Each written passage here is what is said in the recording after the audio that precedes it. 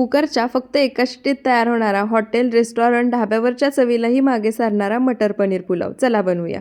त्यासाठी इथे मी 2 वाटी बासमती तांदूळ घेतलाय. 2 ते 3 वेळा पाण्याने स्वच्छ धुवायचा. त्यामध्ये पाणी घालायचं. 20 मिनिटं तांदूळ भिजण्यासाठी बाजूला ठेवायचा.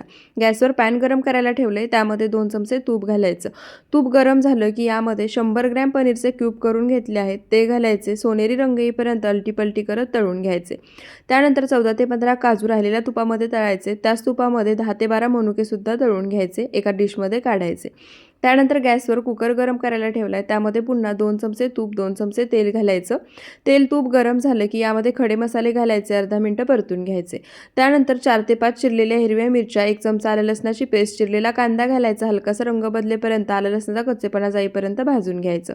त्यानंतर अर्धी वाटी चिरलेलं गाजर, अर्धी वाटी चिरलेलं बीन्स, अर्धी वाटी वाटाणा घालायचा. तो सुद्धा छान असा परतून घ्यायचा. तोपर्यंत तांदळातलं पाणी काढून घेतलंय. आता भिजवून घेतलेला तांदूळ यामध्ये घालायचा. त्यासोबतच 1 चमचा गरम मसाला घालायचा.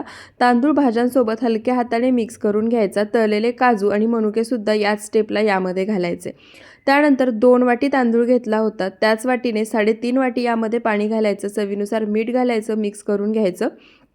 तळून घेतलेलं पनीर वरून घालायचं. बारीक चिरलेली कोथिंबीर घालायची. कुकरचं झाकण लावायचं. मध्यम आचेवर कुकरची 1 शिट्टी करायची. गॅस बंद करून कुकर पूर्णपणे थंड करून घ्यायचा.